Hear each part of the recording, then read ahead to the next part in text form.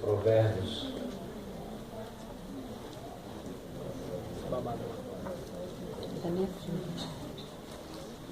No capítulo 3, no versículo 12.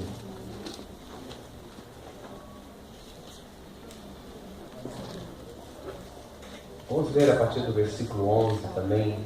Provérbios 3, 11 e 12.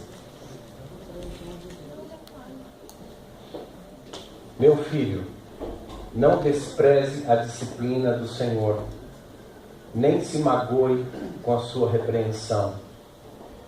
Pois o Senhor disciplina a quem ama, assim como o pai, e eu quero purificar isso, assim como os pais fazem ao filho de quem deseja bem. Senhor, fala com a gente através dessa mensagem temática, mas eu sei que o Senhor pode falar em qualquer momento, para que nós possamos aprender um pouquinho mais de como melhorarmos como filhos e como pais esta noite. No nome de Jesus. Amém. Nós estamos vivendo um tempo muito difícil. Até meados de 1975, 78, nós vivíamos uma ditadura, não só em termos civis, mas nós também vivíamos uma ditadura em termos familiares, onde os filhos não podiam nada, as esposas não podiam nada, os maridos detinham o poder, detinham toda a fama. No Estado Civil, os militares detinham todo o poder e detinham toda a fama e toda a glória. No seio familiar, os filhos não tinham voz ativa.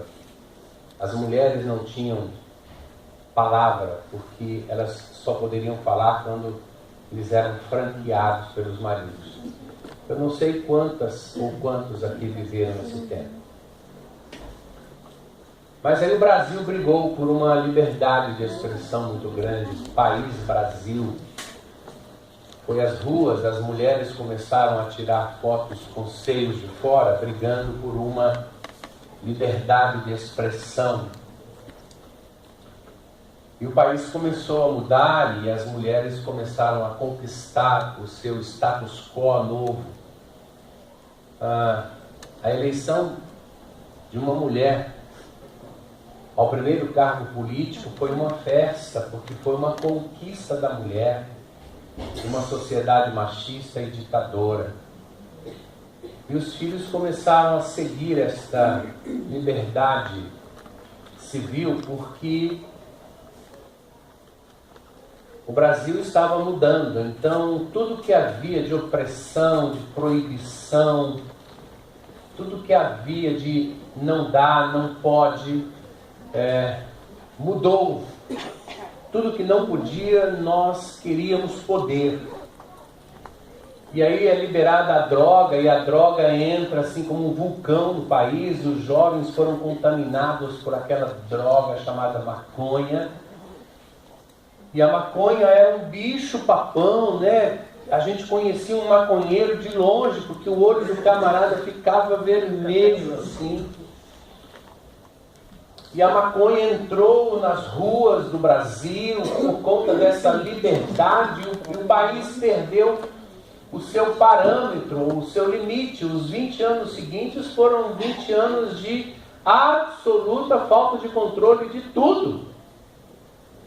Nós tivemos nesse período o primeiro divórcio pedido por uma mulher. Isso foi um escândalo para o país, porque uma mulher jamais poderia desejar um divórcio do seu marido, porque o marido era o cabeça, mesmo que a mulher não aprovasse. Você imagina que uma mulher discutiria com o seu marido em público. Imagina que um filho não obedeceria uma ordem de um pai. Nós partimos de uma ditadura absolutamente angustiante para uma liberdade sem limite. Nós partimos do 0 para 100, do norte para o sul, sem nenhum tipo de limite. E aí nós estranhamos aquilo. Não estávamos preparados para aquilo. Então nós temos hoje dois tipos de filhos dessas épocas.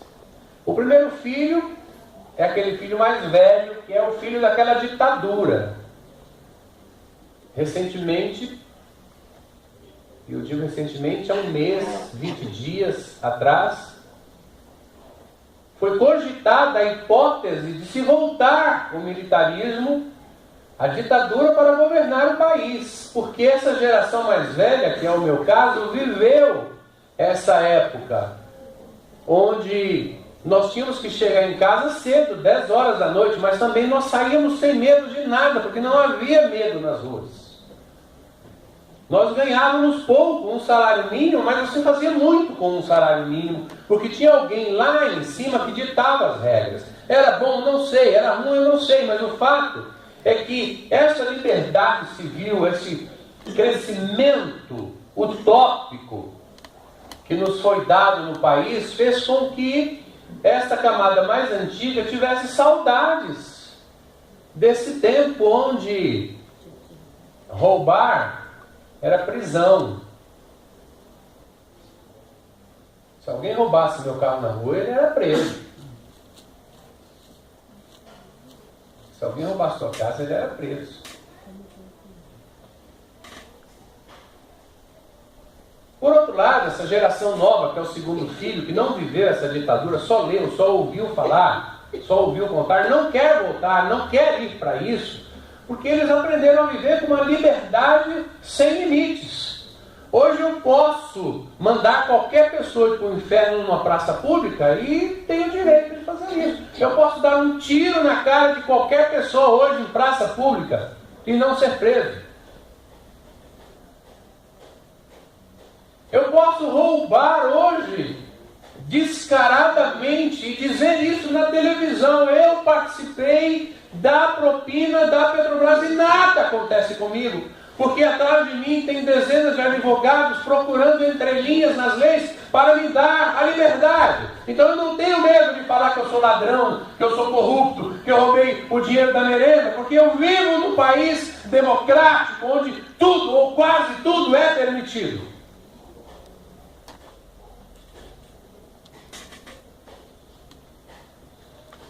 Esse é o segundo filho que a gente tem. E para quem está nessa geração antiga, isso é inconcebível. Porque na época da ditadura, esses camaradas que saíam do Congresso dizendo que roubaram, que participaram de uma corrupção, eles iam direto para a cadeia, para a masmorra.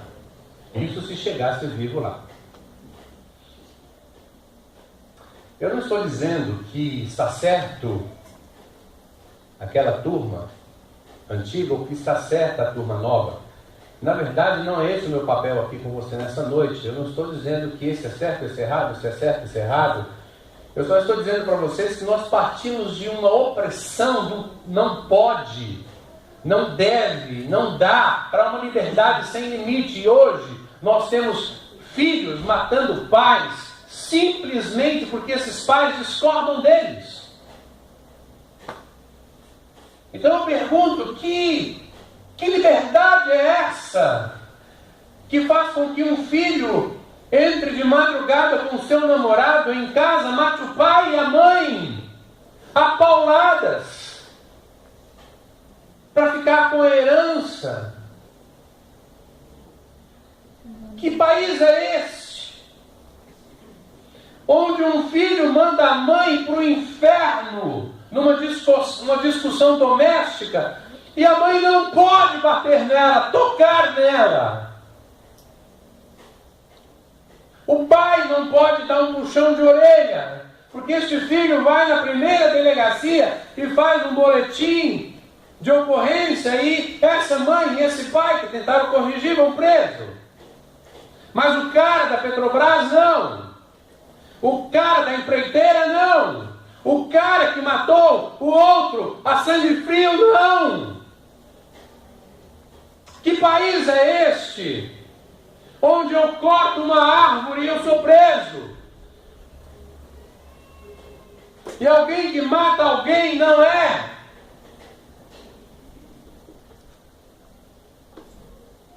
E eu sou obrigado a cair nesse texto que eu li com vocês, onde Salomão fala assim: olha, assim como o Senhor disciplina aqueles a quem Ele, o Senhor, ama, para corrigir, para colocar no caminho, pai, corrige o teu filho. Mãe, corrige o teu filho. Porque só corrige quem quer o bem dele.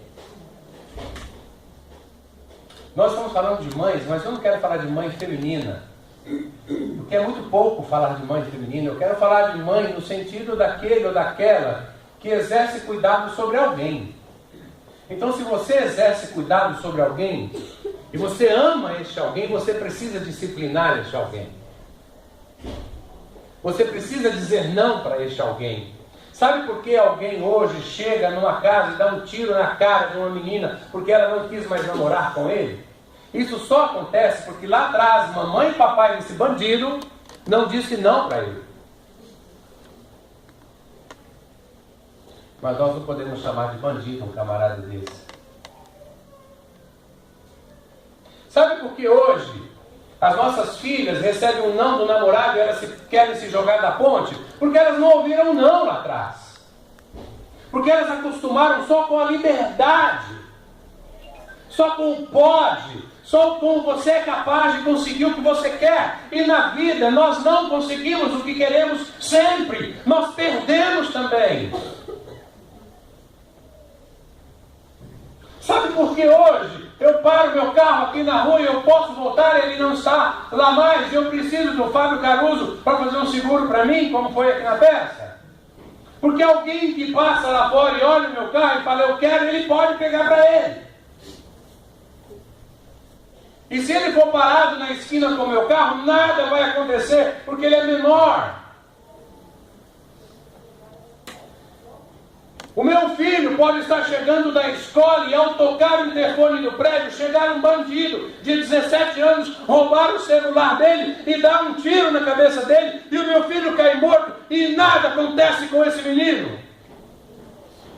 Porque nós vivemos num país, num momento onde pai e mãe não corrigem mais por conta de uma liberdade.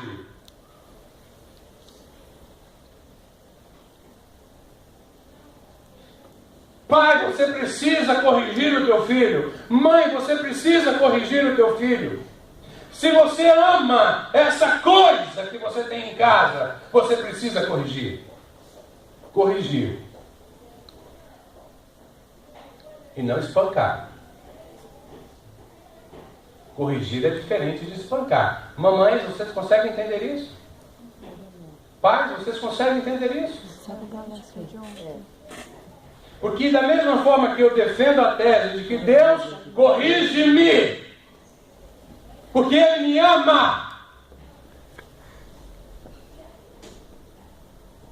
eu não tenho a menor dúvida em afirmar para vocês que algumas vezes Deus pesa a mão sobre a minha vida, para que eu entenda que Ele me ama, que Ele quer o melhor para mim, e que eu estou no caminho errado, e que Ele falou, e eu não ouvi, fui teimoso, então há necessidade dEle que me ama me corrigir.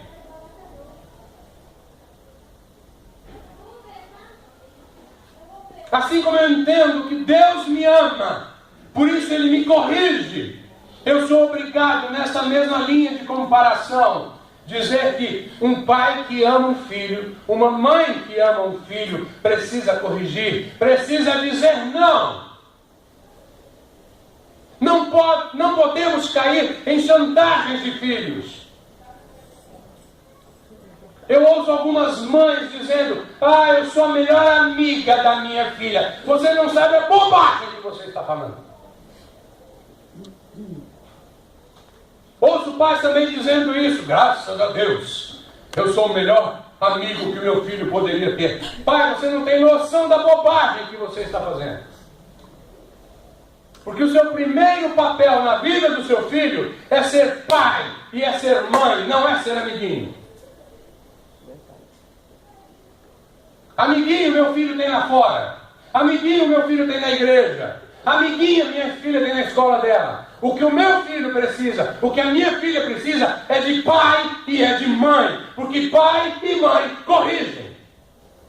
Ou deveriam corrigir. Eu fico decepcionado quando eu pego uma mãe de 40, 50, 60, 70 anos se vestindo como uma filhinha de 18, de 20. E ainda diz, eu estou que nem minha filha. Você está chorando. Você está chorando, não, menino. Eu detesto quando eu pego pais jovens que se vestem igual os filhos. Sabe por que a gente faz isso? Ai, que horrível para vocês que eu vou falar agora. Sabe por que a gente faz isso? Pai, mãe que se veste igual ao filho, tem a linguagem do filho. Porque a gente quer ser da idade dele, não quer mais. Seu tempo passou. Você já é velho. Você é da ditadura. Você é o primeiro filho. Assuma a tua idade, criatura.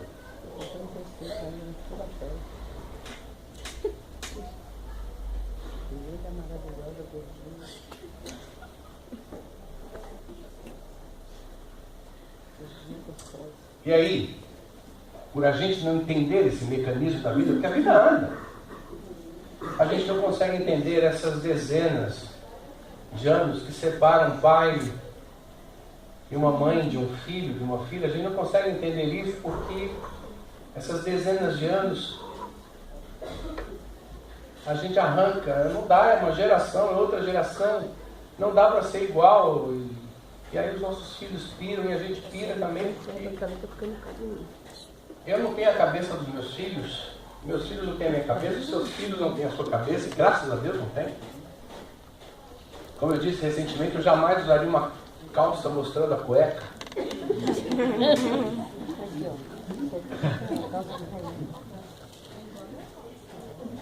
Mas assim, eu sou de uma época, por exemplo, que tatuagem era coisa de bandido. Quem viveu isso aqui? Tatuagem era coisa de bandido. Gente séria não usava tatuagem. Não era isso? Sim. Você viu uma tatuagem? Pai não deixava a filha namorar com um cara de tatuagem. Pai não deixava. Hoje, o pai paga a tatuagem do gênero.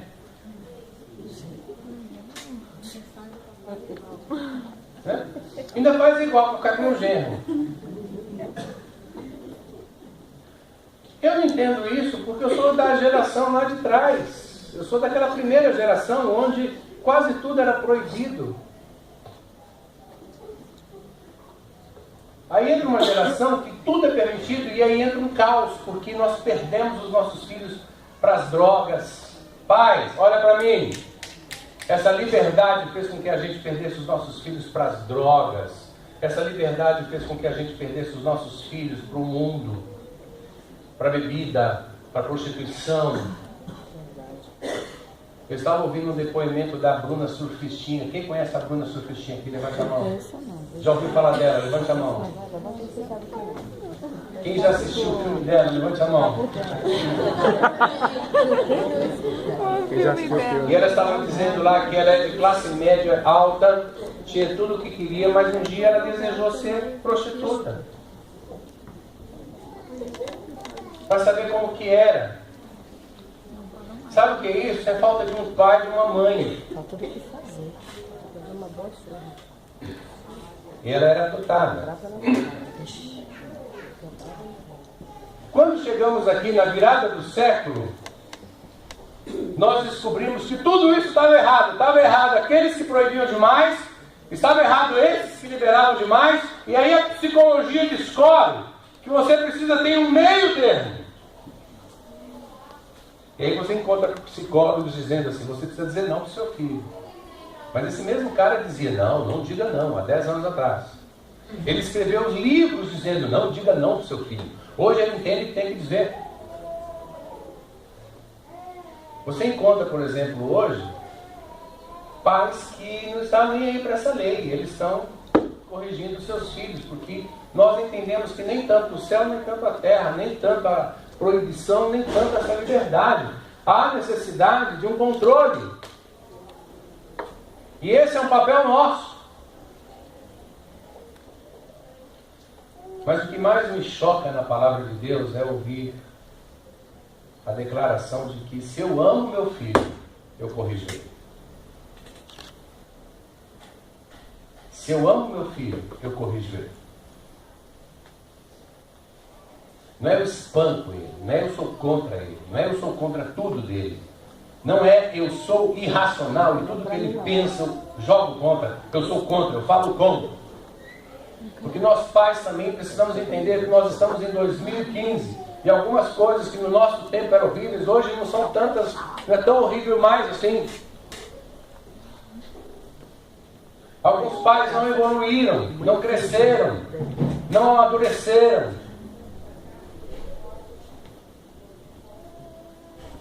E aí os filhos sofrem.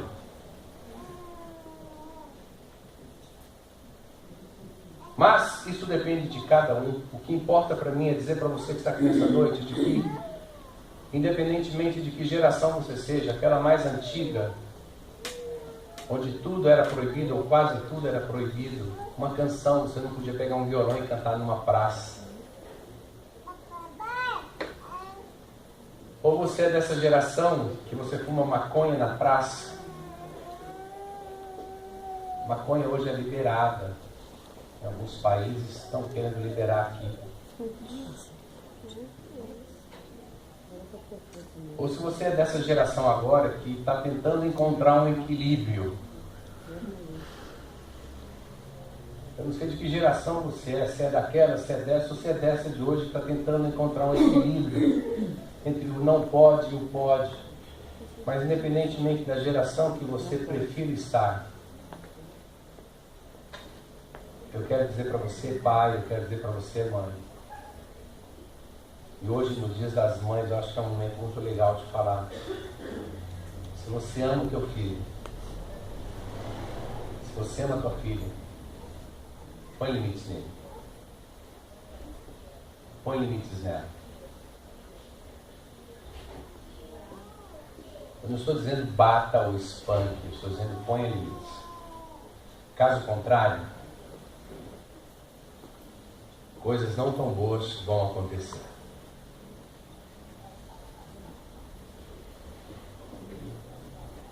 Ou com teu filho, ou com meu filho. E a culpa é nossa. A culpa é da mãe. A culpa é do pai. Pai, mãe, diga para o seu filho, eu não posso, eu não consigo, eu não sei. Não dá para eu fazer isso. Coisa do tipo, mãe, passa a minha calça. Não vou passar porque não estou afim. Mãe, você fez o almoço? Não fiz, não estava com fome.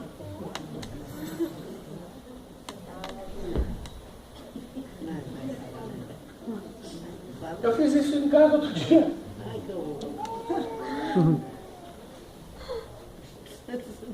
Um dos meus filhos, pai, não estou com fome não, você ia fora hoje. Tá bem. Ótimo. Sem problema de consciência.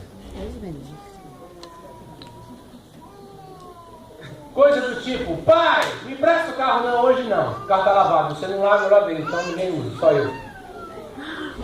Coisa do tipo, pai, me empresta dinheiro porque eu não controlei novamente. Ou esse novamente é a chave do negócio. Não controlei novamente minha grana e dei um cheque. O problema é teu, cara.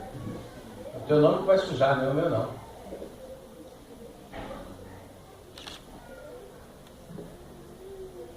Coisa do tipo, pai, levei uma multa, estou estourado nos pontos, me empresta a sua carteira. O problema é teu, cara. Nós reclamamos que lá em Brasília tem corrupção, mas 33% da corrupção do país está no meio civil. Ou seja, entre nós, como eu posso reclamar de um mal de Brasília, se esse mal eu pratico? Por exemplo, pai, você que comprou carteira de motorista, para você ou para os seus filhos, não pode abrir a boca contra Brasília. Fui claro? Volto a dizer, pai, mãe, você que comprou carteira de motorista para o teu filho ou para você, você não pode reclamar de Brasília, porque você é tão corrupto quanto eles.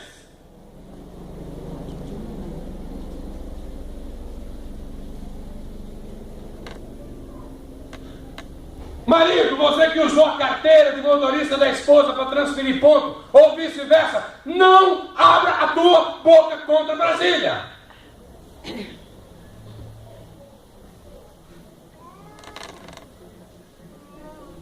Você que deve e não paga, não abra a tua boca. Você que tomou emprestado e está fugindo do seu credor, não abra a tua boca. Você que causou algum dano para alguém, tipo bateu o carro de alguém e não cobriu a dívida, não abra a tua boca.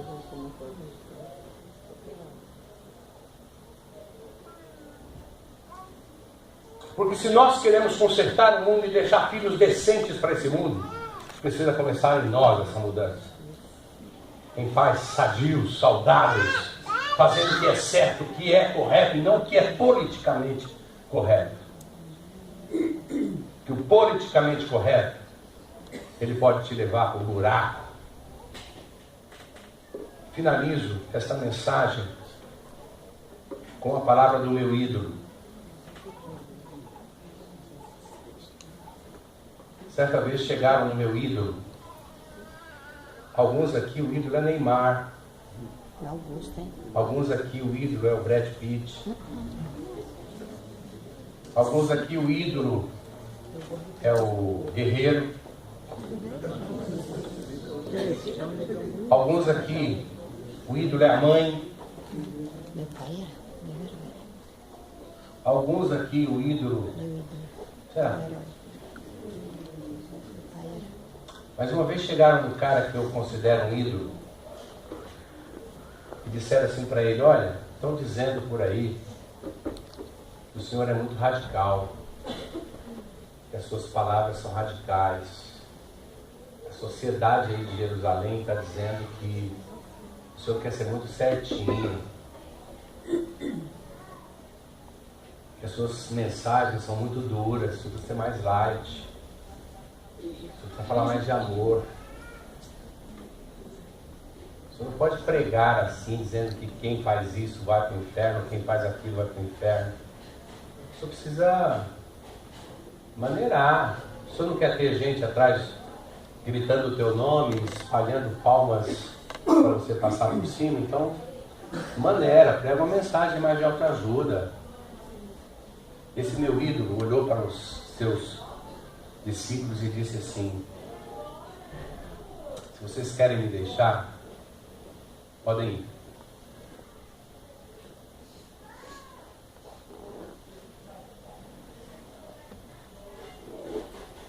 Porque a minha mensagem é essa: se eu tiver que corrigir, eu vou corrigir. Se eu tiver que pregar contra, eu vou pregar contra. E quem quiser me seguir, negue a si mesmo. Tome a cruz e siga. Esse é o meu ídolo. Esse é o cara.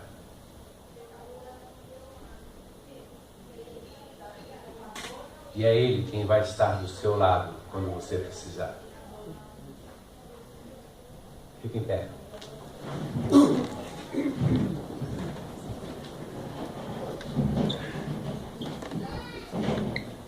Senhor Deus e Pai, despede-nos agora com a clara e certa certeza de que precisamos mudar em tantas coisas ainda. De que nós não somos super, não somos incríveis, não somos maravilhosos.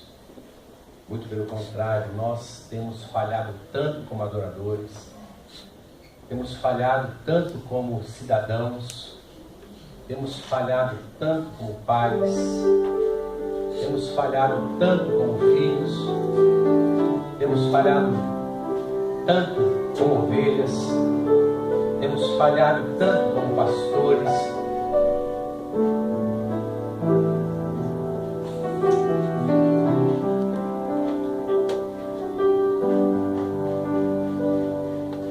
O que eu entendo, Deus, é que algumas vezes, para nos corrigir, é necessário algumas palmadas. É necessário nos levar para alto mar. Se tiver que acontecer isso, faça, Pai. Mas comparativamente, meu Deus, como pais, com o papel de pais, pai e mãe, dá-nos essa serenidade para corrigirmos os nossos filhos, porque nós os amamos e queremos que eles sejam pessoas decentes, de bem amanhã, que respeitam o que é do próximo e o próximo, fazem o que é certo, não o que é politicamente certo, que são honestos diante de autoridades ou longe delas, que eles não precisam de uma ditadura, de uma liberdade para fazer o que é moral, o que é espiritual, que eles têm já dentro de si a lei implantada pelo Senhor e a lei implantada pelos pais. Deus, dá-nos, a nós pais, e hoje, mais ainda as mães, dá-nos a serenidade, o controle, a sensibilidade para entendermos que somos gente.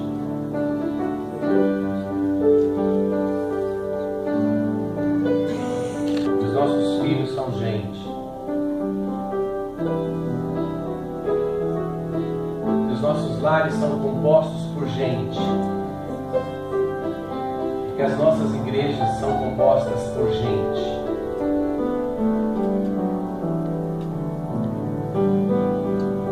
Em nome de Jesus eu oro. Amém. Que a graça do nosso Senhor e Salvador Jesus Cristo, que o grande amor de Deus Pai e a consolação do Espírito Santo estejam sobre todos vocês, hoje e para todos sempre. Amém, amém e amém.